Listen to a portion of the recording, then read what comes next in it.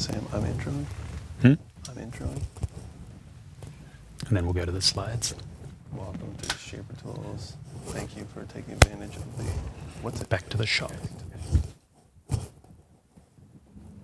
Hi, everybody. I'm Sean, and this is Sam. Hello. We are here today to talk to you about the Back to the Shop promo. This is, of course, part 1 of 2. It's a 90-minute session, so we'll be talking all sorts of things from getting started to some of the software stuff to kind of everything in between.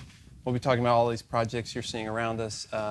We're here to answer questions, so we have someone in the chat, Ted, who is our customer service guy, and he will be answering all those questions. And we'll do our best to kind of answer things as we go. But Sam has an awesome kind of presentation to get us started and kicked off, so welcome, and I'm going to put it over to Sam. Good to see everyone on board. Excited to have a bunch of new faces bringing some new techniques to Shaper Tools to the community, helping us grow and sharing their outcomes and learnings as they go. So what we're going to do is we're going to first go through some sort of inspiration shots, like why you bought Origin, show you some examples of the areas it's being used. And then we'll get into sort of breaking down the various, safety, setup, the various areas you're going to want to look to find information, how to reach out to us, how to best take advantage of Origin and the workstation. Ultimately, it's a precise system that enables you to cut with a lot more precision and consistency than you're probably familiar with traditional power tools. But we'll point out the differences between Origin and a traditional gantry CNC and why we believe we're special. So grab on to the chat and ask any questions as we go. And also, in the email we sent out, we included a message it's got a little type form where you can ask questions for next week's session. So that's going to be more of a deeper dive. We're going to start cutting, looking at applications, tips and tricks, but mostly responding to your questions. So if there's any outstanding things that don't make sense, something we could show you in a 90-minute session, by all means, fill that out and we'll get to that for you. So we'll switch over to the slide deck now and just look through some situations. So as we said, this is the first of 2, and then this will go for an hour and a half. So yeah, we've got lots to get through, so time will go quick. Next slide. So yeah, with Origin, we've got the advantage of we can work very large and very small. So we sort of made sure that we can handle 4x8 panels. The one to the left is a big inlay job with ebony into a big maple floor. So that's, I think it's 18 feet long. So there's lots of opportunities here for more than just a common gantry CNC that would take up a large footprint in your workshop. We stow down to a little sustainer, so about a foot by 1.5 feet at the end of the day. We'll go to the next slide. There's also the convenience of working very small. So, you don't need to set a big machine up and running just to perform little operations. So a lot of people actually buy Origin with the goal to just customize one-off, unique sort of high-end furniture and things. And then they grow into it. They find more and more uses throughout the shop where it starts making sense. Next slide. So we can take Origin to the worksite. The fact it's stowable means we can put it in a van, head off, set up wherever we like. Because we can just lay down shaper tape, we can accurately track our position and cut precisely and even return to the project the following day or even after powering down and coming back several days later. As long as the tape remains in place, we can come back and take another 1,000th of an inch off those cuts. So this particular example you'll see here, a customer put a little compass. It's like a German compass, which is why it's not north, south, east, west. But they were able to do that, the positives in their own shop, and then they went out on site, cut the pocket, and you'll see those fit together perfectly. They could even do things like take another 1,000th of an inch off on site and just tune those fits before they did the glue up and finishing of the job. So that's one of the areas where Origin gets really interesting. Even just large, like logistical challenges, like moving big lumber to a CNC machine, Origin can actually do it the opposite way around. So you can customize big objects by taking Origin to the project. So we'll do the next slide. We're also, we have a large range of materials we can work with. We'll actually go to the main camera, Goose, and just look through these. So if you can find the appropriate cutter, the stock cutter we ship with is a 1/4-inch shank, and we ship with a couple of carbide cutters. But here we got examples of copper, so soft metals and brass, all manner of different plastics. Obviously MDF and all the sort of regular, hard and soft woods, oak. We then do things with foam, corian. You can do countertop things, model making with the right cutter, like a compression cutter. You can do melamine coated chipboard, things like that, acrylics, sign industry, dye bond. Basically, what we're trying to get at here is if you can find a cutter with geometry appropriate for cutting the material, chances are Origin can get you precise cuts on that material. So we'll dig into more of that later. Back to the slide deck. And the next slide. So we can do meticulous detail. Origin is set up so that it's not like it's a simple process to perform your jobs, but you can approach it and be as meticulous or as quick and efficient as you like. So you see this project, it's actually uploaded to Shaper Hub, which we'll get more into in a bit. This is an example of performing really accurate details in a really high-end sort of fine furniture setting. That's one option. We can also just do practical jobs in the shop. So next slide, Goose. Oh, sorry. There's a middle ground there between, Origin is a handheld power tool. So you physically move it and it handles the precision. So that doesn't scale great. You're not going to run like a cabinet shop with just Origin. But there is a middle ground where you can use Origin to create very accurate fixtures and then align that or run that on top of your traditional workflows. Like for instance, here there's a pattern bit and this pretty elaborate fixture that one of our customers, Fernwell Woodworking, Justin Nelson, uses to create his very sort of high-end handcrafted furniture. So he gets the main shapes using Origin and his custom fixtures, but he knows he's always going to get that same shape, and he could adjust it, take another thousandth off. So for the idea development process, and also a large way into the volume production, through making these fixtures, Origin is contributing all the way. Next slide. And then there's, of course, all the like quick practical operations. It's like something like this it's like a little zero clearance for a table saw. So it's the sort of thing where you probably wouldn't bother taking the time to do by hand, but with Origin, it's effortless. If you've got the file or you've found it on Shaper Hub, you can just knock one out and replace that without having to go to the store or something. You'll find that crops up quite often with fixtures and just weird scenarios where something has to be attached to something else. Next slide. Right, so for the main lion's share of this demonstration, we're going to go through these topics. So we'll just look at what came in the box, what it's for. We'll go through all the safety. We won't get bogged down with that. It's common sense to most of you. Setting up a good workbench, there's a few things to consider, but basically, this is the same expectations in many ways as a traditional hand router. Like you're going to be using it basically the same. It's just got some secret sauce that makes it much more sophisticated.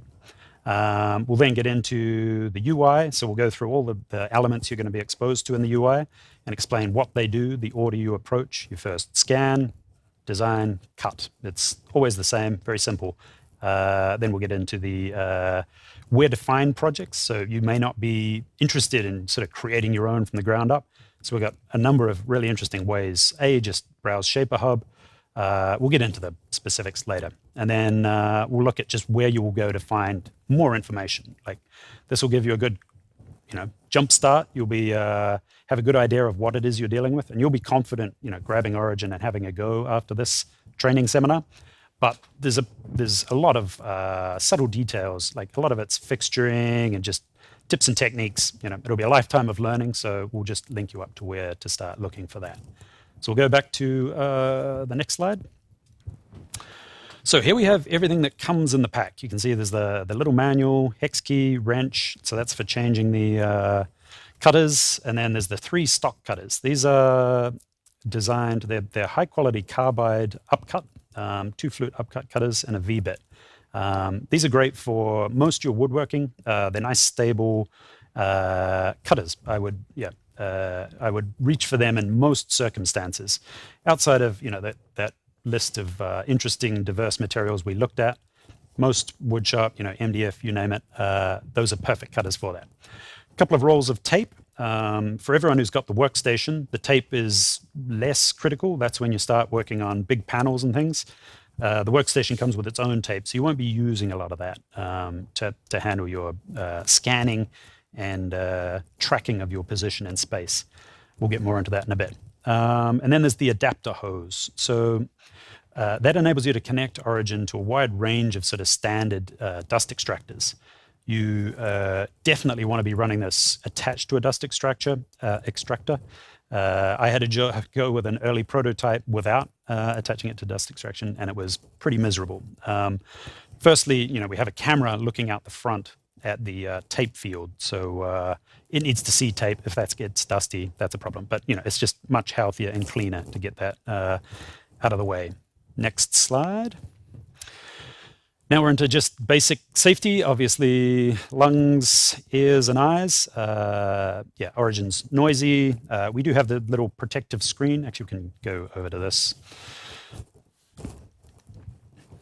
So we do have this little protective screen here that is held in by magnets, which is great. But also, wear safety glasses. That's part of the equation covered there. Another safety thing to consider, if you're ever changing the cutter, pull the plug out from this port here. So I will show you how we get the spindle out while we're in here. So that's all you need to do. And then you'll have a little lock button here and be able to remove the cutter the same as you would on a regular hand router. So in terms of safety, once you've made sure that this is unplugged, it's safe. Obviously it's sharp, don't touch it, but that's safe. And then the torquing on this, don't go crazy. It doesn't need a lot of pressure. And then there's a little slot in the back here for changing cutters. Make sure that aligns with, there's 2 pins in the back here. So you just slowly drop this down and you're all good. And you'll feel it. You don't need to drop it. You don't want to bash it. It'll just land on the bottom there quite nicely. And index height-wise. Then tighten up the little spindle clamp.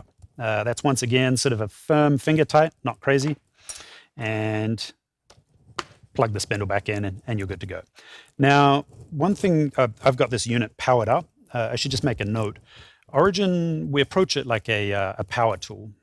So it's not precious about some kind of shutdown sequence. You literally just plug it in to turn it on, unplug it to turn it off. So it's designed to accommodate that and will work fine with that approach. So that's sort of it for safety there. Then we'll move on to workbench setup. So what we have here is, this is a Festool MFT table. So it's great for its little hole pattern on the top. Oh, sorry, we're looking at the slide. We'll go through the things you need to make the most of Origin. So there's obviously a flat, stable surface. Yeah, we will go back to that slide, Goose, sorry. That's a prerequisite. Most people have got something like that. Dust extraction, we use the actual, we're a sister company of Festool, but I do really like the CT26 and 36 dust extractors. There's a couple of things that are pretty unique about them. There's like anti-static hose, which is kind of great. A lot of static can move up with a lot of particles moving through a plastic hose. And then they got that little Bluetooth switch on the hose itself. Actually, we'll switch to that front view. So it fits perfectly in here. We designed with this in mind. And then we got the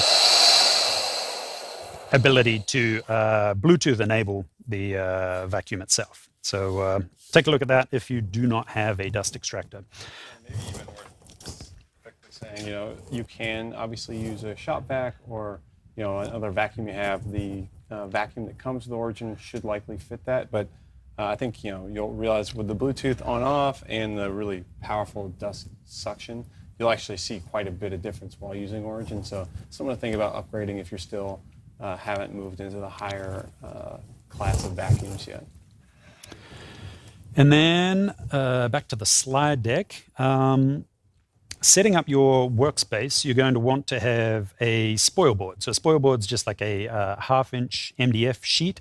That's basically just to protect the top of your workbench. So with CNC's Origin is no different. You're going to want to cut through the material confidently. So you're gonna cut below the surface of the bottom of the panel you're cutting. So you don't want that to be trashing your bench top. So you just drop a spoil board in there, and that keeps everything clean and good, and they last for quite a while, and you flip them over and cut on the opposite side. Then you need the basic measuring and finishing supplies. I use calipers, which I didn't use too much previously. I was fine with just a tape measure, but Origin has the ability to adjust dimensions to within 1/1000th of an inch. So it's worthwhile making sure that you're measuring accurately to get the most out of that. Double-sided tape and clamps are going to be handy. You always want to have your stuff held in place securely, especially we'll get into some of the specifics of shaper tape and how that behaves in a little bit. And then there's things like shim stock. So if I want to cut something, we can get into this a little later, but basically just have some like 1/4-inch ply, 1/8-inch ply, or MDF floating around, and that can help you just align things to get a nice flat surface to cut on. Beyond that, the workstation, we noticed a lot of you actually took up the opportunity to buy the workstation. So that gets you a lot of the small object clamping and working on end grain. Cut back to the my view, front view goose. Things like this, we can just drop these into the workstation and be cutting tenons and all that sort of thing nice and quickly. So that's a big point of like reducing the friction of getting an idea developed and tested.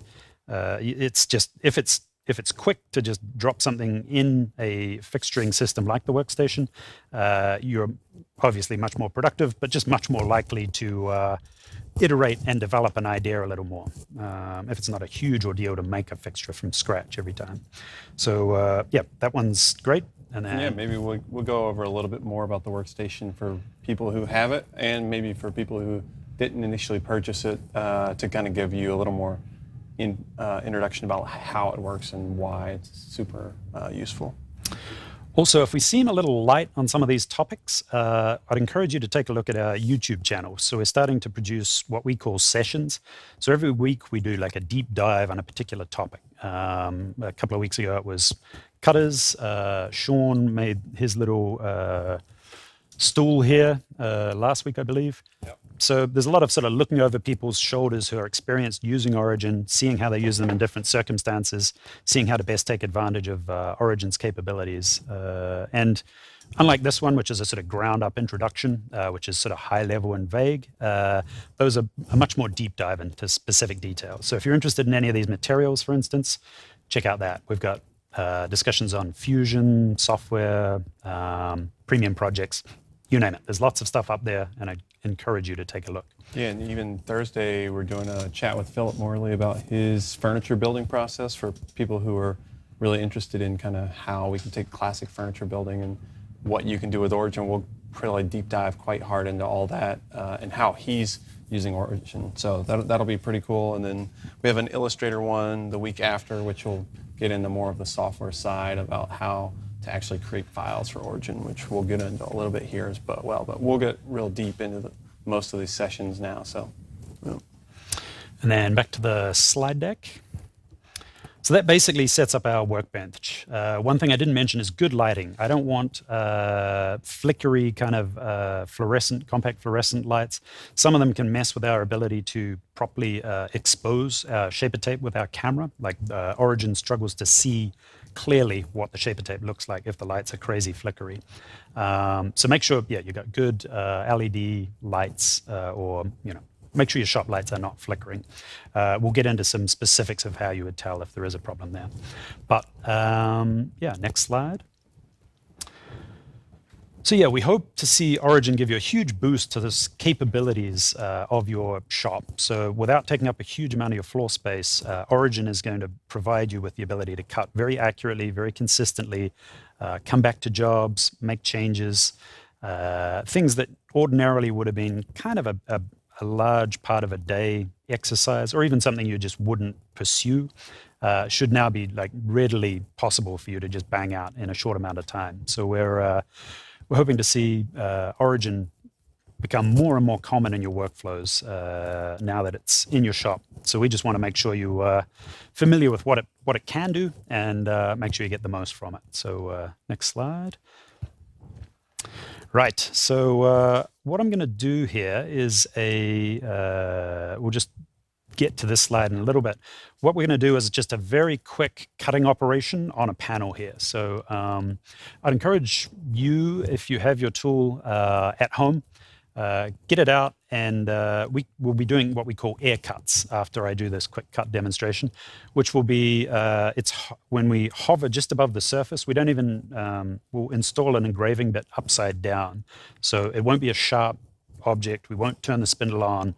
We'll just hover and see how Origin behaves. So we're going to familiarize ourselves with the software and the UI first. But before we get into that, have there been any questions where anyone's confused so far, or we're all good?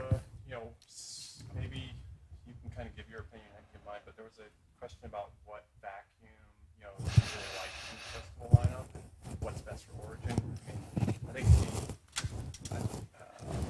I think there's a couple questions about the vacuum and kind of what the best size is in Festool lineup. I think that really depends on what you're doing. For me, I bought a little bit bigger version so that I could actually, change bags less and that kind of thing. And then, but really all of them work. I mean, we've had people use, everything from the 35 all the way down to the mini, I think it's called. Yeah. And I would say the mini's probably a little small for Origin if you're going to be cutting a lot. I mean, if you're using Origin on the job site, it's a great one because it packs right on top of the sustainer. You can carry it in, but I would say, I really like the 15 and the mini. The mini's quite good for the mini, the MIDI. The mini, the MIDI, and then the 15 and the 25 and the 35. I have the 35 at home, but I really wanted the one that can, change bags a lot less. And I'm using Origin quite a bit for all the work I'm doing. So having a bigger one is nice for me. But for anybody who's just doing light Origin work here and there, any of them will really work. Yeah, don't feel tied to any particular brand. Obviously, we've got the adapter hose you can use. But yeah, if you want the Bluetooth functionality and the sort of wrapped anti-static cable, go with one of the ones we mentioned there. I see there's another one asking what foam this is. So there's two foams here. There's one that's the modeling foam. So this is the stuff you would use for designing models that might sort of have clay over them or something like that for ID and that sort of thing. And then there's the one we've been using. This is closed cross-linked polyethylene. So that's readily available online and cuts great with Origin. We use it for a lot of our sort of shadow board. This is a bit of a mess, but yeah, sustainer inserts, that sort of thing. Yeah, but we'll get into Origin as a quick introduction to just sort of how to approach it. So I actually don't have a spoil board under this. I'm just going to do a shallow cut into this panel. It's just double-sided tape down. It doesn't move. It's flat, so we're good to go. So we'll just run you through the process of if I wanted to make a cut here. I've actually just put a little X, and I'm just going to visually align a circle to this and do a quick cut. So I'll show you the process and the reasons for the various steps I take here. So I'm just doing, this is the shaper tape. It's a consumable. Check out our accessories store. You got 2 rolls and you can order more there. We're not looking to sell copious quantities of shaper tape as evidenced by the workstation. We're interested in ways of reducing the need for shaper tape, but it's an incredibly accurate way of tracking our position very quickly with a handheld power tool. So it has a few really unique features, one of which is because I've laid out these markers, I am now, I wonder if you can see there very well. Might have to tilt it down a little if that's all right, Sean. I've laid these out on like 4-inch centers, and yeah, that'll work. What each of these are is like a unique pattern. So Origin's only interested in complete markers.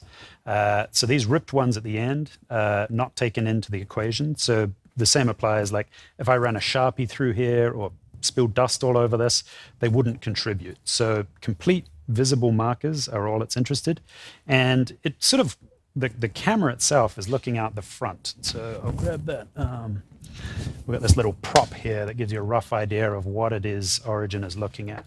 So if I was to cut down, if I wanted to make my cut here, this is where Origin is pointing. So you can see here, I can see about, 10 markers there. So I might do another strip through here. Ultimately, the camera that's looking out from the front, just under here, along with these LEDs, is only interested in these markers. So keep in mind, whenever you face Origin somewhere away from the markers, you'll get a little message on screen telling you it doesn't know where it is anymore. We'll show you that in a little bit. But my goal is to make sure I can see at least 5 markers at all time, preferably more like 15. So as I cut, the further north I go, I would be able to see less and less markers here. I'm down to only 5 markers. So at this point, I'd start to have inaccurate outcomes. So my job here is to make sure within this area, there's at least 15 markers anywhere I intend to cut. And then the other thing that's interesting is I actually don't need a lot of markers down this end. Because I'm cutting here and the body of Origin sits here, the camera's looking here whenever it's cutting here. So I don't need to continue all the way down to the end with markers. But yeah, it's not the end of the world if you do, obviously, but just another approach for saving tape. Now, we were saying each one of these markers is a very unique pattern. Or these are unique IDs. And then every time I lay them down, Origin images them with the camera and gets a unique relationship. So it's like a digital fingerprint. So what that means is this unique field of tape now is never going to be repeated again. So that means that I can do a cut here, I can stow this project, come back 2 weeks later, point Origin towards this tape field, and it'll just pick up where it left off. Like it A knows the project, but B knows exactly where every cut is, and C will tell you what you have cut or what is still remaining to be cut. So you could come and, say you had a dowel that didn't quite fit. You can come and take another 1,000th of an inch off, test fit that, and work your way up to just the correct fit you want. So now we'll swap to the screen here. So we were talking about the process being scan, design, cut. So you see at the moment we're in an old scan and we got this little message up the top saying we don't know where we are. There's nothing really updating on screen. So Origin is currently in a state where it doesn't know where it is and it's not updating its position. That's because this is an old project. So what we're going to do is we're going to start scanning here. So this is where we teach Origin where all this tape is. I'm just going to tear off these extra bits so they don't interfere. Shouldn't be a problem as they're incomplete markers, but doesn't hurt. So now I've said I'm going to scan, and then up in the top left it says new scan. Now these are context buttons. So the green button on the screen is telling me what the green button on the handle is going to do. So I can either click on the screen or click on the handle. So if I go start scan, now we've changed views. We're seeing what the camera sees. So if I put my hands in front here, I'm looking through Origin's camera. So you can see at the moment, I can see like 30 markers or something. And each one it's recognized, it's turned blue. So my job in this mode is to move around slowly and smoothly. And I sort of want to make sure I image each marker from one position in the lower half of this scan area, if that makes sense. Now, it's important that all this tape is on one flat plane. You'll notice I've got the workstation next to me, but I'm very careful not to point the camera towards that. So I've now imaged this whole area, and then I'll go finish. So what it's doing now is it's stitching together this world in a way that it understands where it is in space. You'll notice I'm hovering above this view. So now the view has actually changed. I'm now no longer looking through the camera. We can see what the camera sees if I double click on the screen. So it just cycles through 3 different zoom modes with each double click. So zoomed all the way out, and you'll see there's actually a little window of what the live camera sees. So if you ever need to know what the camera is looking at, that's how you would do it. Now, if I zoom in again, what it's doing now is it's looking down through the center of the cutter. So what's cool is it's using that scan, and it's showing me what is in the dead center of that world, like directly below this. There's no camera looking down there. It's just using that image, and it knows where it is in space because it's calculated where it is through the camera relative to these markers. So it can tell you exactly where you are. So this is not the most accurate way of placing things. We'll get into that in next week's seminar. But this, just for placing things, approximately on a cross that I've drawn on this in pencil, is perfect. So you'll notice we've moved from scan to design. And you'll notice the tape health meter at the top is fully black. That means we can currently see enough tape to track our position perfectly. So as I move over here, you can see the tape health meter dropping. So what I'm doing is I'm pointing, I'll zoom out, and we'll see how few markers we can see. So I'm moving off to the side here. I'm only facing 6 markers there. So it's about to tell me that it will no longer be able to track its position. Once that drops to 1 less marker, it's going to fail to track. Okay, so now you'll see that's gone red and it's no longer updating. So just keep an eye on that. Often as you move to the edge of a panel, it's a good idea to face back a little bit. One question quickly, Sam. A couple people asked while scanning, can you lift Origin off the surface? So maybe. Yeah. So that's a good one, actually. If I want to have tape in the very bottom, or I want to scan all the way to the very bottom of this panel, you can definitely lift it up. One thing, the big thing with scanning is to move smoothly and make sure you're always overlapping, like mowing the lawns, overlapping your previously scanned tape by 1 or 2 strips. So that way, when it's adding new tape, it's got a known accurate scanned piece of tape to tie it to. So it's always adding accurately. If you were to move quickly and your lights weren't bright enough, or they were flickering or something, that can introduce motion blur. So once you start vibrating or moving very quickly, the quality of your scan is dropping. And then when you go to cut, Origin's ability to cut accurately and smoothly will reduce. So just keep in mind, being conscious of that while scanning means the entire remainder of your project is much more confident, much more accurate, and smooth outcomes. So yes, I can come back here and I could scan this area like this, and it would contribute just fine. Yeah. Now, and one thing to kind of get a point across here, I think it's like in general, scanning right on top of the surface is probably ideal if you want to get the edges of something, picking it up, doing that area. Now, one thing to keep in mind here is that you'll notice towards the bottom of Sam's panel, there's no tape near the bottom, right? We're kind of always taping in front of what we're cutting. But if you really wanted that bottom part to align visually, you'd probably want to put some more tape near the bottom, because the further away you get from tape when you're scanning, the less the image is liable to line up. So, for instance, here he's got a 7 inches or so from the bottom. So the edge, if you really wanted that crispy edge, so when he's going to touch it and do grid or some other software features we'll talk about in a little bit, having a little bit of tape on the edges will actually help the visual alignment quite a bit. So you'll notice here, I actually just added a strip of tape near the bottom, and while we're discussing it, you can see it through the camera, but it vanishes when we look through the regular screen. There's no tape there. So I can do a thing by going back to scan and then adding to scan. I can just image that tape, and you'll notice it turns blue, and it just adds to the remainder of the scan. Yeah, so even if you're halfway through a project and you've cut through a bunch of tape and now you're hitting an area where you're getting to a corner and it's not able to see enough tape, you can just go back into the scan menu, run add to scan, lay some new tape down, and do it. And you're basically adding that into your scan. It'll all line up, and you can keep going. And you can do that as many times as you want.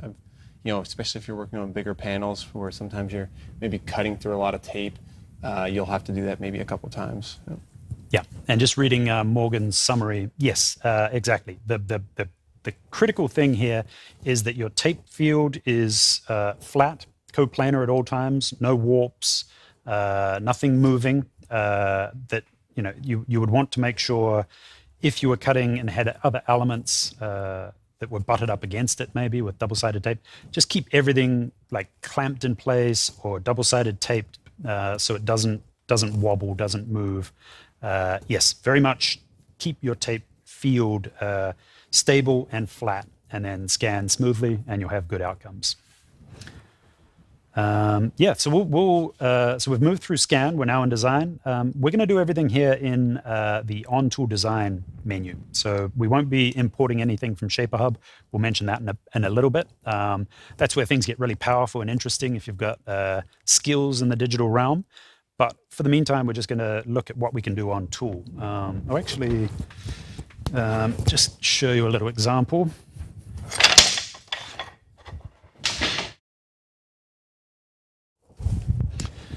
So these are, if we go to the main one, so these are examples of flooring elements that can be inlaid or pocketed into place on site, all with on-tool functionality. So I can do a circle, and then we'll show you later how to do an offset to make the shoulder, and then make sure that these fit dead right on site. And the same applies to these rectangles. We can make on-tool rectangles, and then there'll be a little post-operation with a chisel in the corners, as anyone who's worked with a router knows. But yeah, all of these can be installed on site with Origin, which is it actually gets really cool.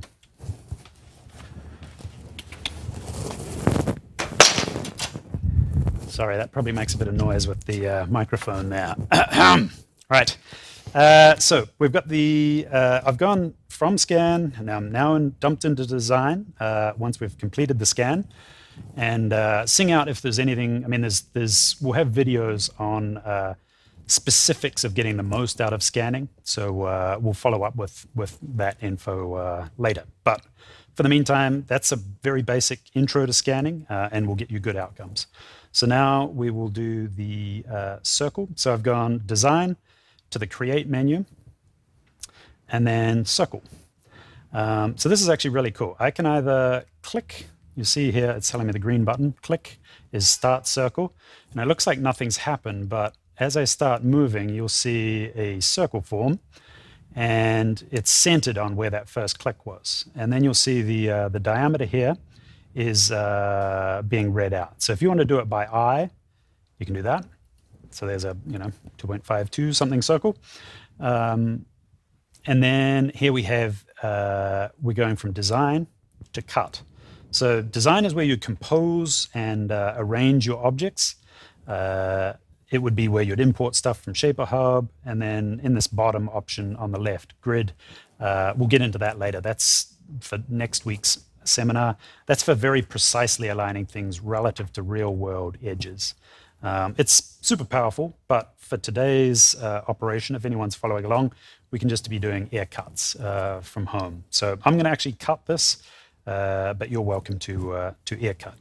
So we're going to move to the cut menu, and then things change again here. So instead of just the shape, we now have the toolpath. So the toolpath is these dotted lines here.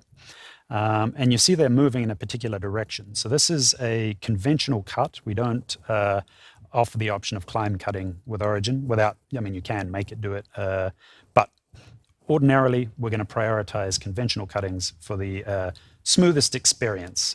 It won't catch a newcomer off guard. Now, what we're looking at here is the gray line there. That's the cut channel, and it represents the amount of material that will be removed. It's a 1/4 inch cut. So that's I've literally told it I've got a 1/4" cutter installed. You'll see what happens if I tell it it has a 1/8" cutter. It's actually assumed I've done what I did at the beginning, which was swap out the cutter. And it's saying, hey, you've changed cutter. Do you want to do a Z-touch? So what a Z-touch is, we'll look at this here now. Probably from this view, yeah. So underneath Origin, we've got a little pressure sensor here. So what this does is this tells us the moment the weight on the front of the tool changes. So we're going to use that, and we're going to drop the cutter down to the surface. The moment it touches the surface, we're going to get a message to the computer saying, hey, the weight's changed. So it's not going to be a heavy pressure. It's just a very tiny touch that it'll detect. And when it does that, we'll log that position, and that'll be Z equals 0. So then from that point on, we can cut at any depth we want. Up to the Z travel, the total Z travel, is 1.7 inches. So that, if we've got, I mean, this particular cutter, we can probably, let's see here. I don't know if I have a stock cutter. Well, this particular cutter has cutting flutes that are 3/4 inch long. So I'm not going to be cutting longer than 3/4 inch. So I won't be getting to 1.7 inches, but that is the max you can do. So I'm going to do this. You watch Origin plunge down here. So I've chosen Z-touch on the screen, and it's just going down, touching that surface, and retracting. So I'll do it again. You can actually trigger it with this button down here. So it does it automatically when I change cutter diameter, and you can dismiss that if you want, or take advantage of that little efficiency boost. So it's saying dropping down, and you'll see the spindle dropping down there as well. One question we have, sometimes Z-touch actually lifts Origin up when I'm doing it, so maybe let's explain that one. Yeah, so there's the two prerequisites of getting a good Z-touch outcome is having a flat surface underneath the base of Origin the entire way. So it has to be flat where that pressure sensor is on the table. If it's cupped or warped or bowed, there's the opportunity for Z-touch to have no load on it at the start and then not register anything's changed at the end. So what happens then is the camera will detect motion significantly later. So Origin will sort of bump up a little bit, and then the camera will see motion and say, whoa, something's wrong. Let's try that again. So if you want accurate outcomes from Z-touch, make sure you're on a flat surface. Make sure you got some tape in front of you. I mean, this is a good surface. I sometimes do things like find a sheet of corian, especially if I'm using the engraving cutter or like a small pointy cutter, especially if it's into a soft wood or foam. Like if I was trying to do a Z-touch onto a foam surface, that wouldn't work out great. So it's a good opportunity to have a little, 1.5 foot by 8 inches panel that you can do a Z-touch on. So just a hard surface that you can do this. Because we're actually measuring relative to the base of Origin, not to the panel we're cutting usually. Yeah, and like one of the things on the workstation is, if you're Z-touching off the workstation, a lot of times the sensor underneath isn't actually touching anything. But you can just take the support bar on the workstation and slide it right under to where it is, and then you can actually touch off on the material you're looking at. So that's one of the you just move the support bar up right under there, hit Z-touch again.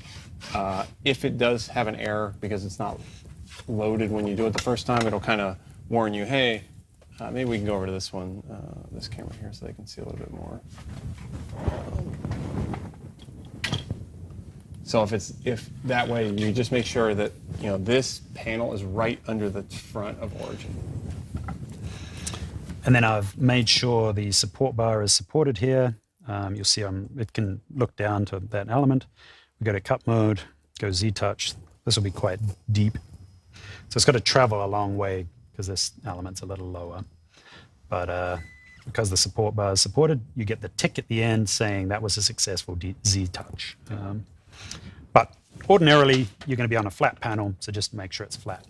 Actually, you're looking at my screen now. This is one of those features I mentioned earlier, which is actually super awesome. When we scanned this, we created a workspace. When I scanned this, I created another workspace. So what we have here is I've moved to this workspace, and ordinarily that would mean I couldn't track my position. I wouldn't know where I am. because Origin's recognized it, I mentioned that the digital fingerprint aspect of the tape, I can return to this, and it's telling me with the green button, I can return to workspace 130. So I just click this, and you'll notice I pick up exactly where I left off. So it's like I've, just literally looked away and come back. And this is how it will behave if you power Origin off, pack all this away, and then come back another day. You can literally just face it at this tape, and it will provide the option of returning to the most recent workspace on this tape.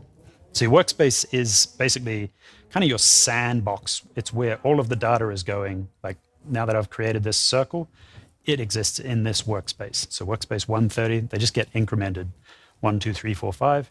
So I'm at 130 on this one, but this contains this scan, this tape, these pencil lines, and then this particular piece of geometry. So we were talking about doing a quick cutting operation here. So I've done my Z-touch. I'll do it here again just to make sure, because I was Z-touching on a different height there. You don't usually have to Z-touch if you're moving around between different panels and things. You're going to want to Z-touch when you start off, like if it's been powered off, that sort of thing, or every time you take the cutter out and change the height that the cutter is installed. So if you change cutters, perform a Z-touch. But if you're just doing different operations throughout the day on different panels, you shouldn't have to Z-touch again. It's just if anything changes in that height registration. So back to this particular cut. I'll put some herring protection on. So I'm just going to basically tell it I'll cut 1/8 of an inch deep. So we're looking at, what did I do there? The settings as we go down here. So we've looked at the toolpath. We've seen this circle here is the corrective range. And I'm going to explain how that works in just a second. We'll do it actually as an air cut first. So air cut means hovering above the surface. All it does is puts a negative value in there to the depth. So that just means it's going to z equals 0 and remaining slightly above it. So we can leave the spindle off and just chat. So there's a few things down here. We'll get into these later. It's an inside cut. There's no offset. We've set that. Our speeds, we'll get into that later as well. But just up here at the moment, we're going to look at the depth hovering above the surface.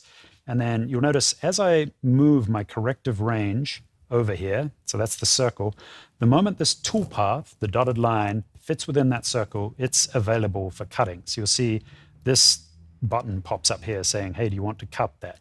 And what it's going to do is the dot in the center, that's the center of the cutter. It can now get over there to that line and plunge down because it's within the corrective circle. So I'll show you what that means. I'll hit cut. So this is, I haven't turned the cutter on. It's hovering above the surface. So what we're looking at here now is Origin's corrective abilities. So it's moved over. This is about 1/2 inch in diameter. It doesn't seem like much, but it actually gets you a lot of, confident precision without having to be too precious with your hand motions. As long as you move smoothly, it's going to handle all the drift. So if I move left and right, keep an eye on the spindle itself, it's compensating for my motion to stay on the line as aggressively as it can. So that dot is the center of the cutter. We're now starting to see something else happen. There's a blue path in behind my cutter. So that cutter is always trying to get to the center of that corrective circle. And the center is those, it's got a little crosshair there. Hopefully you can see that when I'm over a dark area. So if I hold still, it holds still. If I move, it tries to keep up with me. Now you'll notice down on the bottom right, there's a little detail here, which is auto mode. So if I hold down auto, which is the green button on the handle, you'll see it move on its own. In this state, here's a little exception. If I touch the screen as a safety precaution, Origin retracts. So that's just to make sure, like if anything goes wrong and you touch the screen, it'll retract and try to get the cutter into a safe situation, retracted so it's not poking out the bottom there. And then what's great with Origin, we can see that what we've cut, and we're looking at what we're cutting at all times as we cut. So instead of having to poke in, look in the side, and hope that, in amongst all the sawdust and chaos, you can see what's going on. Here we get a very sort of clean, sedate, sort of clinical view of what's going on, and everything's sort of pretty well described. So as you can see, I can just go back, hover over that line, click cut, and it plunges and picks up where I left off. And you'll see I can't go backwards, but I can go forwards. And that, see the arrow that pops up down the bottom there? That's telling me the direction I need to move the handles of Origin to pick up and continue completing that line. So in this state, when I'm close to the center, it's happy. If I move off to the side, it shows up and says, hey, you have to move back into the center there. Some people run into a situation where they try to like steer Origin back and forward, which is not actually what you want to do. You want to kind of hold it as straight as you can and just translate, like move the whole thing. The only reason to sort of rock and rotate is to make sure that this health meter for the tape is always topped up. So if I got halfway through here and started, see how I'm pointing away? It's starting to tell me, oh, I can't see much tape. So this is where we start to get reduced quality cuts. So at that point, it's reminding me, hey, face the tape. So I hope that makes sense. This is sort of, it's a hybrid. It's built on top of anyone's experience if they've used a traditional hand router. So this, the motions you will use, which will pay dividends, are the same as what you would use with a hand router. You can just be less precious about where you're moving because Origin's going to handle effectively the kind of template that you're following. It's going to do its best to stay on that line. And so long as you move smoothly, it'll get you good outcomes. If you start to do, if you do stuff like this, you will overwhelm its corrective speed and it will, your cut quality will degrade. But if I move outside the line, you'll notice it just retracts. So the moment it can no longer correct and stay on that line, we retract. Yeah, and Goose, maybe you can go over to this camera real quick. I want to, while you're in there, Sam, one of the things I think people struggle with in the beginning is how to actually hold the handles. So people get it and the handles feel great, so they just kind of grip the whole thing. And what really helps is, if you watch Sam cut, he's either got part of his fingertips on the surface or his heels, and that'll actually kind of let him kind of feel around and even pull some with that. And I find that for beginners, really feeling like you're doing a very smooth movement with Origin is the key to getting those really precise outcomes. So that's something to think about if you're thinking you don't really have enough control over the handles. Try putting the bottom of your wrist down on the table or using the bottom of your fingertips while you're cutting. And I think you'll find that that's a really nice way to kind of get into feeling how it's supposed to feel, which is something also somebody brought up that we'll go over in a few minutes, which is more of like the speeds and feeds of the router bit and the speed of movement. But all those are going to kind of come into play when we're talking about getting high quality outcomes in different types of material with different bits. So some of it's going to be playing with it, but we'll talk you through the basics in a minute of kind of the stock bits that come with Origin and the plywood materials that most people are working with. So what we have here is a Euro ply. This is like 3/4 of an inch thick. This is a high quality ply. Some of the stuff you get at like Home Depot and stuff can be pretty nasty and pretty prone to like delaminating as you cut it.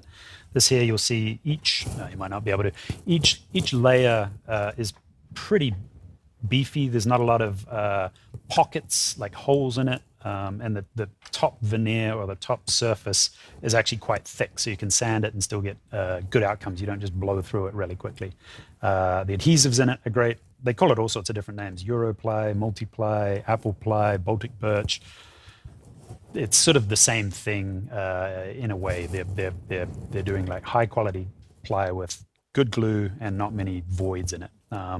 So it's a great way to I mean, if you weren't familiar with that, it's a great way to get much better outcomes from your ply-based projects. Obviously, Origin is equally at home in hardwoods, softwoods, regular solid wood. But yeah, ply is a great place to start. And I'd encourage you guys to follow along if you've got your units out, tape up the kitchen counter. Do not turn on your spindle and put the engraving bit in the cutter inverted. We showed you earlier how to change cutters. I'll do it again now just to quickly. Yeah, maybe while you're switching this out real quick. A couple people are asking about specific cleaning or maintenance for Origin. It's a pretty easy process. There's really no maintenance you can do other than keep it kind of clean, vacuum it. Sometimes don't let chips build all the way in it. Use a vacuum, that'll help keep the chips from getting kind of stuck in the mechanism. There is a little tray in the back, and we'll show you that now. Every once in a while, clean that out. That'll help keep things clear where the mechanism in the back. But and then if you want, you can. Don't use any. Oh, that one needs to be cleaned out. So that's perfect. So yeah, you just open it up, pull out the debris, plop it back in, and that's pretty much the only maintenance required. If you spill something on the case or something, kind of wipe it down. Obviously, don't put it in water or any liquids like that. I say pretty much you don't need to spray it down with Windex or some cleaning thing. Just take a cloth, like a nice micro cloth, and wipe it down every once in a while. But yeah, no real maintenance required. It's kind of one of the beauties of Origin, I think. You don't have to worry about tensioning belts after some time with other CNCs. So yeah, there's not really much maintenance or cleaning required. If you have any more questions, we have some information on the website, so you can kind of check that out. I'll quickly chime in. The Z-axis, some people believe or want to oil or do some lubricant for the bearings, but they're actually self-lubricating and dry. They like clean themselves by wiping over them. So yeah, definitely don't get any liquids on that. Like they like to be dry.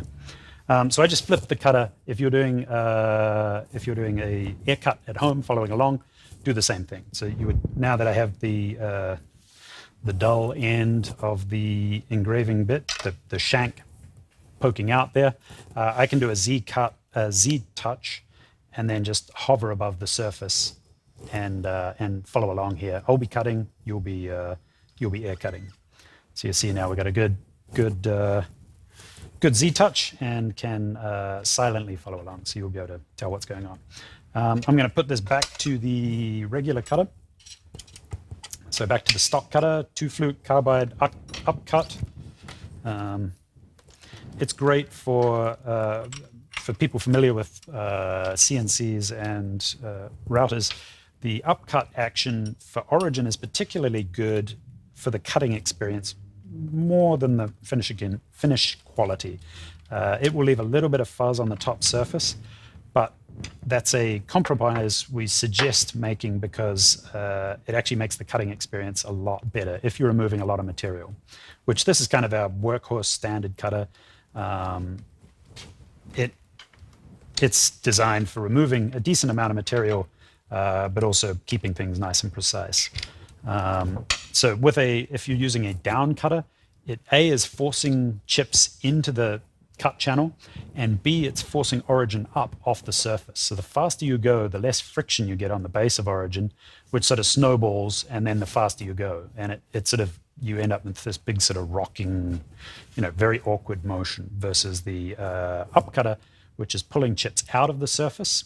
Like it spins around clockwise looking down on it, and it's extracting chips out, but it's also pulling Origin down. So the faster you go, the more friction you get on the base of Origin. So it's sort of self-regulating a little more. Okay, so I've put in my regular cutter there, and now we're going to actually cut this. I'll do a Z-touch with this one. And then you'll see my sort of feed rates and everything we'll just do 1/8 of an inch deep.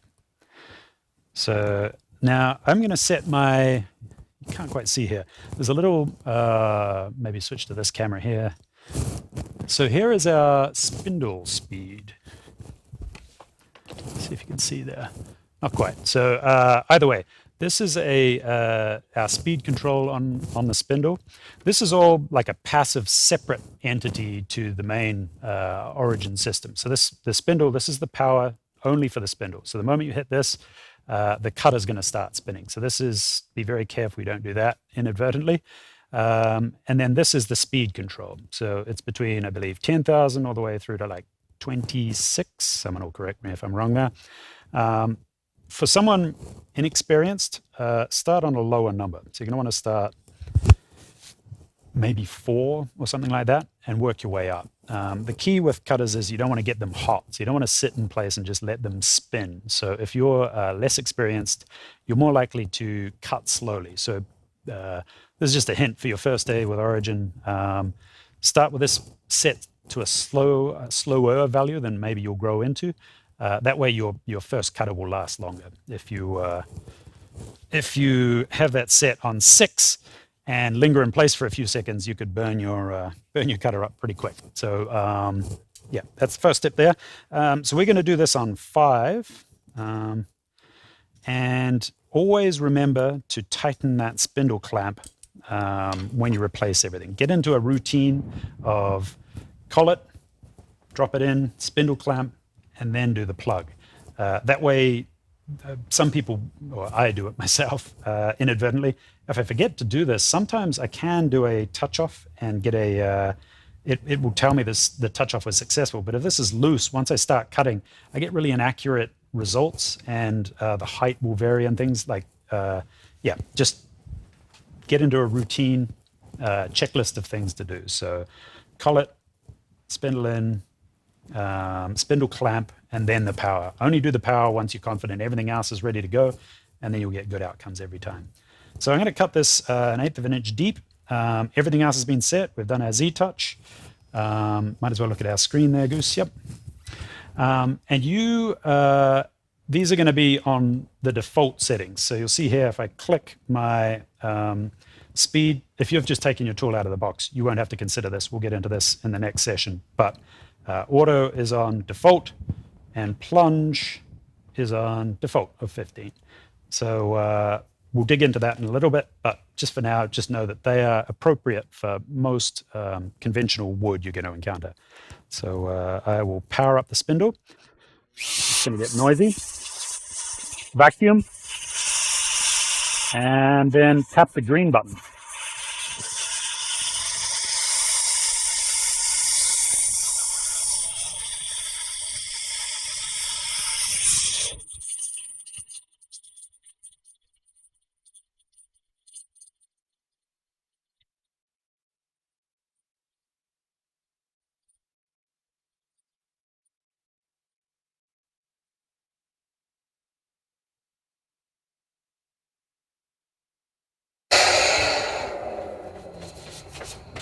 So that is a perfectly good circle there.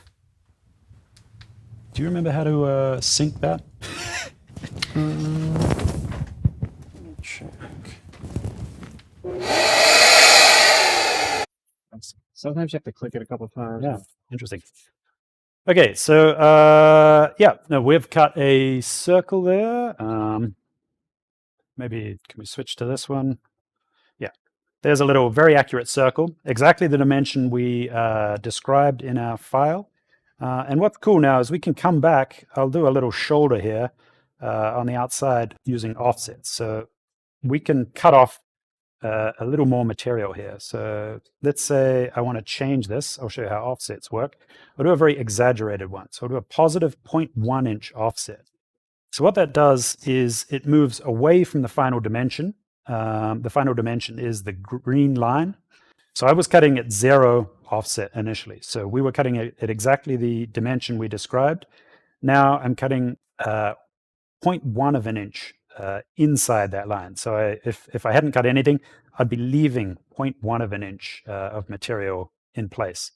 The same holds true. Actually, I'll cut this slightly shallower. So I'll do 0.1 or 0.5, 0.05.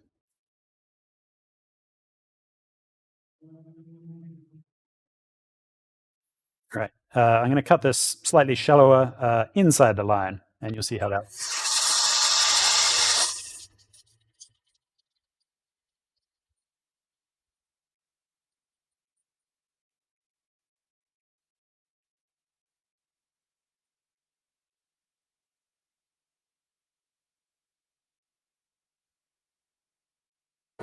So just down there, you can see there's a little step there.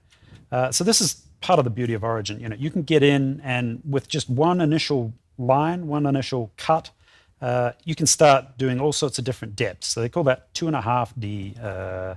That's the kind of CNC paradigm we're working in.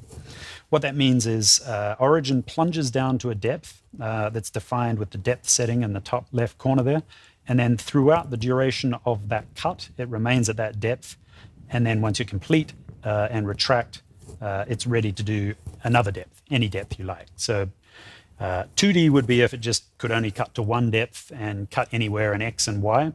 And then at the other end of the spectrum, which you may be familiar with some more traditional gantry CNCs, is full 3D or contour carving, which is when the spindle can change heights throughout a cut and follow sort of, often you see it for like maps or faces, topographic maps and things. So Origin does not cut in that mode, so you don't do contour carving, but you you can do multiple cuts of different depths to get something along those lines if that's what you're looking for. But realistically, those operations, you set a CNC machine up for hours to perform a intricate kind of a contour carving operation, and that's not the spirit of Origin. You don't want to sit there for like 2 days going back and forward, taking off another thousandth of an inch with a tiny ball nose cutter. So there's the circle. What we're going to do now is move on and talk about the rest of these settings here. So just so we understand the remainder of the UI, can we just have a look at that slide quickly? The UI slide. Yeah, so in the top right here, when you're setting up so that you can take advantage of your profile, which will have been emailed to you, that's that little, it's the little top right, sprocket thing. In there, we can get into your Wi-Fi connection. So go back to my screen. So I've clicked on that little sprocket, and now we're looking at Wi-Fi connection. So that's the same as any Wi-Fi connection you'll be using with any phone or whatever other computer, laptop you've been using in the past. So just log into your available Wi-Fi. You can even use your phone as a hotspot. So while we're talking about Wi-Fi, I should quickly mention down under info here, it says Humboldt. So this is the software release. So we do software releases. So that's the OS gets upgraded, and we've been we're up to H. It started at A. So we've been releasing a bunch of software updates, and these are usually sort of performance improvements. There's been a bunch of features have been released that way. But the key here is to make sure you're on the most recent software, because you'll be using the most effective and the most capable software that Origin has to offer. So definitely get it attached to Wi-Fi and keep an eye on this down here. If it tells you there's an update available, install it. We haven't heard negative things about our progress in terms of what we've been producing in software. The next point is to take advantage of our ability to share files via ShaperHub, which will be the next section. Log into your profile. So that's been emailed to you. I've got mine here.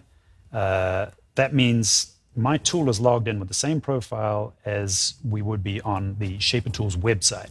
So in the top right, you'll see a little area to log in to the Shaper Tools website with your same password.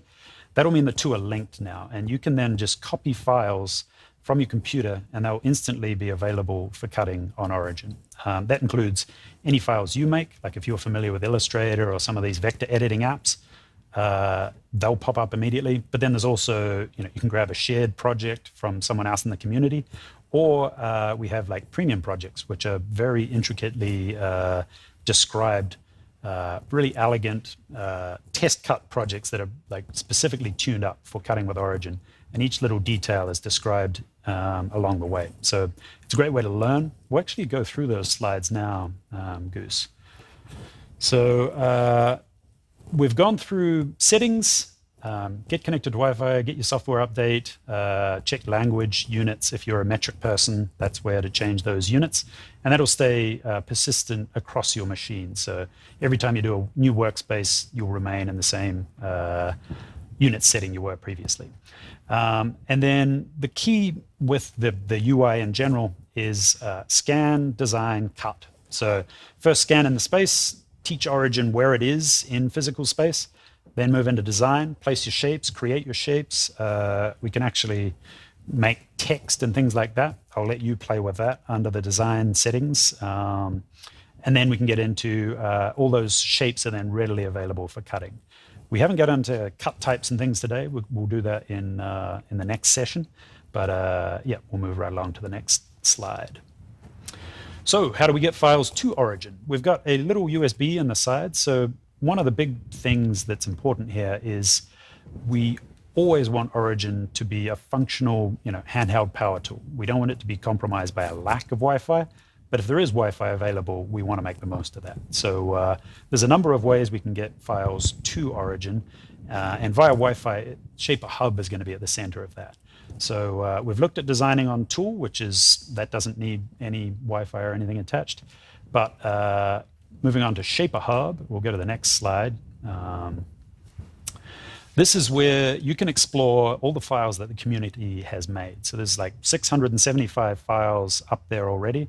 These are things people have found useful, people have cut them, checked out they worked, and think the community would appreciate it as well. So we encourage you to do the same. If there's something that turns out to be a great file, the link's down the bottom there, hub.shapertools.com. If you're logged in, you can take advantage of this, both in terms of uploading things there. There's the community too. We'll get into that later. So you can chat about files, chat about techniques. But here you would go click on a file. We'll go to the next screen. So for our instance, this is my own personal section of the Shaper Hub. So these are a few projects I've uploaded, and you'll see there's private and public projects. So you don't have to make your projects public. You can keep them to yourself, so you can have your own personal secure stuff, or you can make them public here. So these ones are my public projects. I can then click on my little brush, and then you'll see on the top right there is the brush project. It comes with sort of basic info, images about the process, and then there's instructions down below that. So then all you would do is click the green button, the blue button there that says copy to my Origin files. That file then is readily, instantly available on your Origin for cutting. So that's what we see in the bottom right screen there. That would be, we can actually show my screen, and I'll just quickly do that to show how that works. So the Shaper Hub method of getting these files over there. Can you get the screen, this camera? Sorry. Yeah, so we'll look at exactly what we were looking at there. All I do is go import. And so in the design mode, import, and this shows me my Origin files. So this is where all the files I expect to show up on Origin are available. The most recent ones at the top, we can sort them by name or date. And then this is that little brush project I just copied across there. Here's the file. So I just click it, and now it's ready to place. I can put that anywhere I like. You'll notice I can see all the grain and everything. So if there's something I wanted to align to a specific knot, or I wanted to take advantage of a particular grain pattern, that's really easy for placing. In this state, Origin's working like a big mouse. I can choose where I put it. Even, you'll get into, I can scale it. I can make it 4 times as big. That sort of thing. You'll notice I can change the orientation. I can pinch to zoom in and out. Keep in mind, this pinch to zoom feature is only really available when placing shapes like this. It's not universally available. That's an area we need to improve, but that gives you an idea. And then there's the little slide thing here.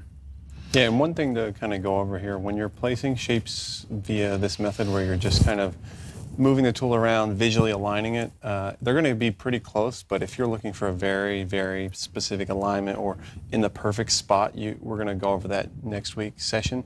This will normally get you close enough, but for certain people that are looking for that really intense accuracy, there's a better way to do it we'll go over next week, so don't be confused there. Yeah, so then this is now readily available, inside and outside cuts. You'll see that changes up here. But we won't get bogged down with that now. We'll move back to the Shaper Hub slide. and look at the other ways of getting files to Origin. So we've seen we're connected to Wi-Fi. We can browse our own projects or the community's projects, instantly drop them onto Origin so long as we're logged in with our profile on the website and on Tool. So that's then linked. Next slide. And then there's premium projects. So this particular premium project is free. This is the candle holder. On Shaper Hub, or you can either type in that link down there, or you can navigate via Shaper Hub. There's a little link out to premium projects. This is a really great kind of instructional video, like a first cut type video. You'll notice on the right in the instructions, they're visible to like tab through while you're cutting, and they give you all the settings, every little detail, what you expect to see as you go. So it's kind of like training wheels for projects. It's very, very clear at every step what you should see and how it should play out. So grab this one. It's free, and it's sort of a good indication of what to expect from premium projects, how they're presented, and whether or not that works for the way you fabricate. Yeah, here's two. Quickly, we'll show two of the other ones that we have. So we have this one here, which is a stool. Pretty complex. It takes quite a bit of time, but it's a pretty rewarding stool. And then we have this also. We have this lamp here, which is a cool design that you can take advantage of. There's a few other projects online that I don't have in front of me, but we got shots of that. But yeah, you should definitely, if you're looking for projects from start to finish, these are really meant to teach you something, and you kind of walk away with a really nice object at the end that you can give away or use in your own home. Cool. Next slide. So we'd better keep moving. We've got a bit to get through. This one's, oh, sorry, don't skip that one. So this is Shaper Assist. So if you have looked through, the community projects and you don't feel like you can get exactly what you want from the on-tool design, and you're not finding what you want on Shaper Hub or premium projects, Assist might be an option for you. So if you can communicate an idea to, we've got staff working at Assist. What basically happens is they take a look at your proposal. It's free to send in a proposal. That link down the bottom there has a walkthrough of how to do that. What they'll do is they'll take a look at it, give you a rough idea of what it will cost to produce, or actually the exact amount it will cost to produce, and ask you if you want to continue. And what they'll do is they'll create a Shaper Hub project for you that you can be confident will be cuttable because it's been designed by someone who is familiar with Origin, familiar of fabricating with Origin. So you can have a much less resolved idea, or even just if you've got a 3D model that you're struggling to convert, or just don't want to touch, digital anything. Maybe you don't like computers and perfectly happy sketching out ideas. They'll give you a reasonable price to prep those files. So I'd encourage you to take a look at that one as well. Next. So what if you do decide to go the other direction and make your own files? What are they? What is the native file format of Origin? So it's an SVG. That's a scalable vector graphic. That's actually a pretty open file format. It's text. You can read it, and it's readily made in a wide range of packages. So it's not programming. It's literally just making shapes. So you kind of sketch the shape you want, make sure it's the right scale, and drop that on Shaper Hub or on USB, and then you can cut it with Origin. So there's a few things we color code to tell it if we want to cut inside the line, outside the line, on the line, or pocket an area. Keep in mind, those can all be changed on tool later. So you're not like hard baked into your initial description of how you want to cut. So we'll go to the next slide. So here's an example of, hey, I got this sort of shape thing. Can I cut this with Origin? Next slide. So if it is a vector, and a vector is basically a file that's described by points in 2D space. So each point's going to have a position in space, and they're joined by like curve, like mathematical descriptions, which are presented in an artistic way, like you can draw them in these software packages. So it's actually not hard, and we've got a bunch of great onboarding videos for a range of different software packages we can point you to. But the point being, you'll notice we zoom in on this file and it maintains these relationships. So the points are joined, we zoom in, they're still joined, the curves remain clean and smooth, and it's a known sort of closed object. So file formats that are similar to this, SVG is what we actually cut, but file formats like DXF, EPS, AI, they are usually vector files and can be converted to an SVG in a 2D vector editing app. PDF is another example, although that often has raster files embedded. So what is a raster file? Next slide. So a raster file is pixels or dots. So this is what you would take with your camera. So this is a JPEG, a PNG, a TIFF, a GIF. A lot of common sort of internet files are raster files. And it basically, every single dot is a color, and they have no understanding of what they all amount to. So each dot is just a color, and it doesn't know what its neighboring dot is. It doesn't know that it looks like a curve or a line that joins things. It's just dots.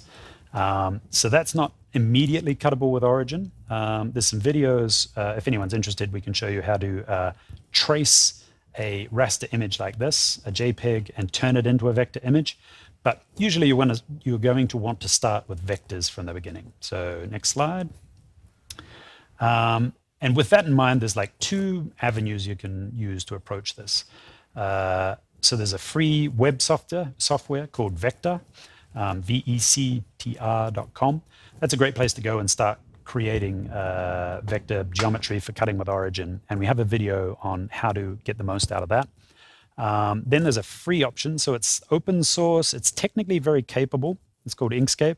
So these are for just drawing shapes. They're not great for sort of CAD, like defining specific dimensions and relationships and constraints between things. This is like if you're doing signs or organic forms, that sort of thing. So yeah, take a look at the vector software there. And then if you sort of feel Inkscape's a bit clunky or is not working as efficiently as you'd like, there's Affinity Designer. That's another alternative. It's like $50, gets you your Affinity license forever. And it's actually really quite a competent software package. I enjoy using it. And then the kind of pro version or the heavy, expensive subscription version, I think it's like $20 or $29 a month, is Adobe Illustrator. It's got a few features that you miss out on in the others. But if you're just sort of getting into this, it might be worth trying one of the cheaper ones first. So that's 2D software. That's when you just create shapes. It's like you're drawing on a big canvas, a 2D canvas. And then there's 3D software. So it has some advantages as well. Once again, we've got sessions, training videos. We've got a range of different tutorials helping you understand 3D software. But we do have a pretty capable add-in. It's a little app called Shape Utilities that attaches to Fusion 360. So you install the two of those, and they enable you to create full 3D geometry, check that they all join together, make sure they don't collide with one another. And you can do lots of like really sophisticated things like sort of parametrically change things after the fact. Like you could design something and then say, hey, I want my stock to now be an inch thick instead of 3/4 of an inch. And it'll propagate through. And yeah, we won't get too much into the weeds there. SketchUp is quite a common sort of idea generation tool. And there's a couple of community plugins for that. I think it's like Faber and Sketch, Face to SVG or something, Face SVG. Yeah, Face SVG. Face SVG, yeah. So a couple of people from the community have developed that. But basically, if you can export a sketch DXF from any 3D app, so if you're using Rhino, SolidWorks, you name it, if you can export vectors as a DXF is the most common format, you can bring that into one of those 2D software editing packages, make sure they're all joined together, color code them as you'd like, and send that over the fence to Origin. So there is an avenue from most software packages. Yeah, take a look. Yeah, and one thing to maybe go over quickly, software, like some people, especially if you're not used to editing vector apps, can be a bit difficult to get started. I think one of the things I would say to start with is really, get to know Origin and how you hold it and how you cut first before you dive into the software stuff. There's plenty of files online. You can just go to Shaper Hub, click it, add it to your project, go to Origin. Spend some time getting to know Origin first, and then I find that after you start feeling really comfortable with Origin, then you can go in, okay, I'm going to learn this one app. I'm going to pick and focus on this one because I want to do logos, so I would go with this program, a 2D. Maybe I would start with Inkscape or Affinity. And as you work your way through, I think going straight to like, before I even pull it out of the box, I need to learn 2D design in a vector program can be quite difficult sometimes. So I would start with, getting used to the file formats and stuff, and then later, okay, now I want to create my own files and start learning one of those because it is a lot to learn. So just kind of planning that out and how you're going to learn can help you get there faster, I think. Right, so we're quickly going to look at another couple of links at the end here. These are just to help you, next slide, know how to reach out to the community, get involved, find out more about Origin and how people are taking advantage of it. So check out the hashtag ShaperMade Instagram tag. There's lots of really, like every week there's crazy amounts of new examples of customer work popping up there. And get on the Shaper community, community.shapertools.com. There's chances are someone has been working in the field you're interested in using Origin in, and will have some insights, or you'll be able to bounce ideas off them, various techniques, that sort of thing. It's a good crew. It's searchable. You can, like, if you're wanting to ask a question, do a search. It may have already been answered. But just it's a great way of staying up to date with the latest tips and tricks and various sort of thinking that's developing there. Next slide. And then there's the tutorials and docs. So we've got a bunch of like FAQs and things at support.shapertools.com. I mean, I've got the links here, but you can find it all at the top of the Shaper Tools website. It's designing for Origin, info on cutters and materials, tips for using the tool. There's info about the workstation, you name it, grid. You could literally learn everything from scratch just by reading those docs. But this intro, hopefully, is a good jump start. And then we've got some video tutorials. We're constantly updating those. Some of these ones are a little out of date. You'll see like earlier versions of our software, but know that there's more of those coming all the time. We constantly like to overhaul those. Next slide. And then the next session will be the 29th, 5 p.m. So basically, same day, next week. Get on that in your email. You should have received a questionnaire thing. So fill that out. If there's anything you want to see demonstrated or an area you want us to go deeper on, sign up to that, and we'll add what we can. But we can stick around now, like for a while, if anyone wants to, and get through the questions you've asked here. I know we're running a little late, so don't feel you have to stick around. But we'll be here answering as long as you have questions.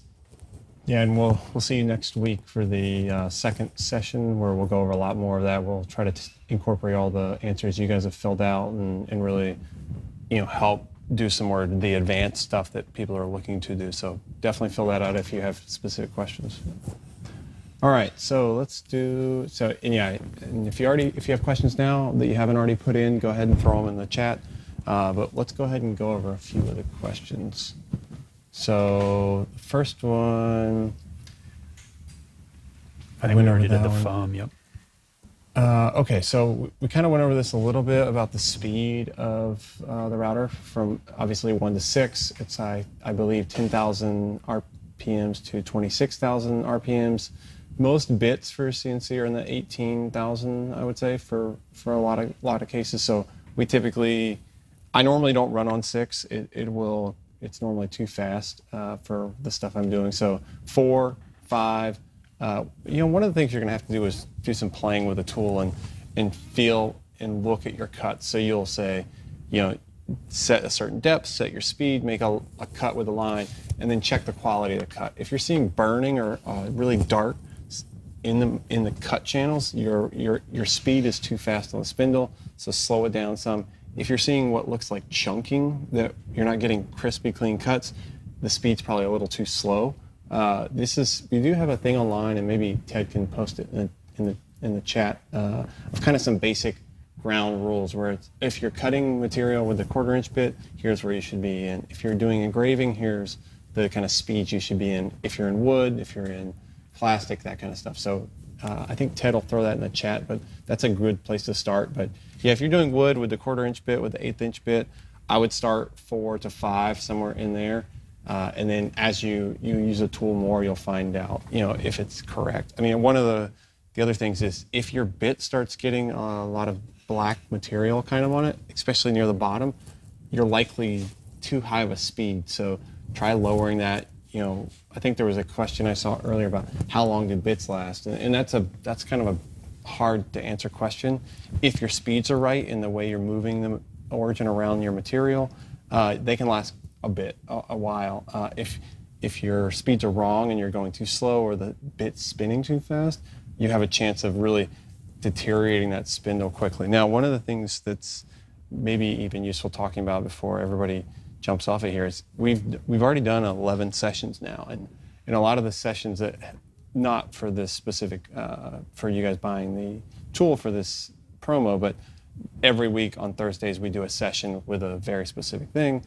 We have a whole hour long dedicated to materials and bits, so you can go watch that and learn about that, or you can go watch the one we did about Fusion 360 to learn about software. So I recommend if this is the type of learning you do best with, which is straight content, really focused, that's a really great place to start, and just look through those and see which one piques your interest. We have one on sign making, we have one on furniture. They're starting to get quite varied now, so check those out, and should get you pretty far. Moving on to the next question, the distance the camera sees out. So you can visualize that on screen by double-clicking twice, so you're zoomed out, and then you can just literally put your finger where you see it and measure that distance. It's about 1 foot or so. Also, this file is on ShaperHub if you want your own little prop to help you understand that as you're getting familiar with it. Yeah, and maybe if we go back to the tool for a minute, I think it may be easy to see, but there's a little kind of a trapezoid above the tool. So the little white thing that looks kind of like the outline of the tool, that's supposed to represent the tool. And then you'll see that kind of the lighter areas representing what the camera can see. So it looks like a trapezoid. You can put your hand in front of the camera now and see what's in the trapezoid, but you'll notice nothing else shows. So sometimes you can use that to figure out what you're looking at or where you are. It only shows up in the 3rd zoom level, so that's something else to be aware of. Granite, I would say that would be a stretch. Like we've done marble, corian, some of the softer kind of soapstones. But granite, like anything you usually see people using liquids or things to enable the cut to continue without overheating, is usually a sign that it's not appropriate for Origin. Don't use any liquids for cooling whilst cutting with Origin. Yeah. Can we use a combination up and down bits? Yeah, we actually go over a lot of the different types of bits in that materials and bits session, but yeah, if you can just look at this camera. This camera here. So that's just a quick idea of that. So there is, there's up cutters and down cutters, and then there's compression cutters. So the tip of it is an up cutter, and the remainder of it is a down cutter. So that it's not great for chip extraction, but it's great for delicate sort of laminates and melamines and things like that. It sort of holds things together. It's sort of like using scissors through your material, and then it cuts down from the top and up from the bottom, holding everything in place. Yeah, and typically with Origin, we go with up cutters for the most part. It really extracts everything out cleanly, and you get quite nice cuts. But there are cases where you do need to use a down cutter if you're trying to protect the top surface a little bit more, or the compression when you're cutting the melamine and you're trying to keep that chipboard from chipping out. So yeah, check out that session. We have a lot of information about the different types of bits, when to use them, when not to use them. In the next one, we'll probably get into this next one about the using a pointed cutter with a specific diameter tip and different angles, conical cutters, that sort of thing. Yeah, it would take a bit of time to dig into that right now, but it's all readily doable with Origin. Origin only really looks at the diameter that you set here. So you kind of, it doesn't know anything about the shape of the cutter. It just lets you tell it what diameter it is, and you can use that to dictate where that toolpath is generated. Because it updates on the fly, it enables you to tell it to put that toolpath wherever you like, just based on that diameter setting. Yeah. So we talked a lot about how long cutters last. It's kind of variable, but keep those speeds. Basically, the idea is to keep the speeds as low as possible at the right speed. So fast speeds are going to destroy cutters a lot faster, but you want to make sure stick into the 4 to 5, and you'll see over time the difference. But we have a little bit more in that materials and cutter session on that one. Next one, can you save designs that you design on Origin? No. So if you're spending time building designs on Origin, for instance, shapes, circles, you can even do slots with a rectangle by using rounded edges. Those can't be saved on Origin. That's all I can really say about that. But so if it's getting sophisticated enough and you're going to use it multiple times, that's a good indicator that it's time to kick off a 2D or 3D app and create the SVG there. On Origin, it's sort of more in the field, working around a situation for like unique scenarios. But yeah, we can see there's value in it for sure. Yeah, and there's one way you can kind of do this, especially if you have the workstation where your tape plane's staying the same. Let's say you design something on tool, you can actually, because that workspace is tied to the tape, if you come back, you can load that workspace. And maybe quickly we can show them how to rename and reload a workspace, because I think that we'll get into that. Okay, we'll get into next week. Okay. So we'll get into that next week, a little bit more about how to name your workspaces, how to get back into them. But yeah, you can kind of use that as a way to get back if you have the workstation. Okay, multiple passes and depths next week. Yep, we'll go over a lot more detail on that. Is the slide deck going to be available separately?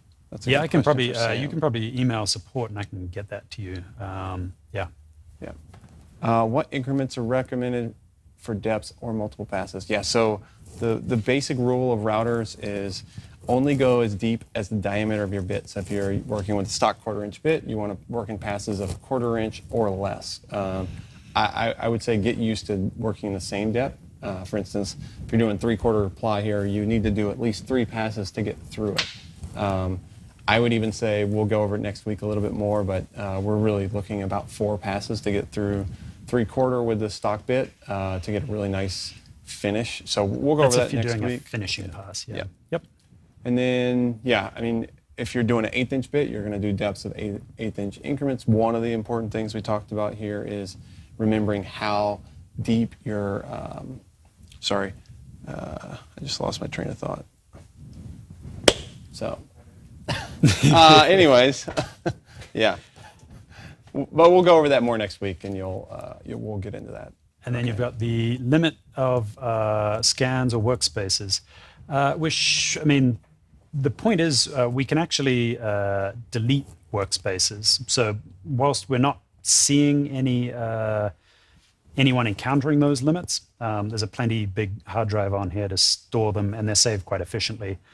You can also delete them, so you're fine. We're not, and if it's a thing that's cropping up, it's something we could look into other techniques for dealing with that. But no, it's not impacting anyone at the moment. The other one we've mentioned before. So thank you for coming, and we look forward to seeing you next week for digging into the questions you've asked here that we said we'll get back to, answering the questions you've sent in through the type form. Ted sent that up to the chat there.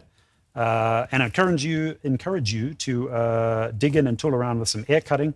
And next week we'll get into more application focus. We'll do some actual cutting, talk through some specifics about cutters, and get much more into the detail. And if there's any questions, you can fill out that question form as often as you like. Don't feel you can only ask one question. So look forward to hearing from you, and look forward to seeing you next week. And look forward to seeing how you make the most out of Origin. All right. See you guys next week. Everyone, thank you.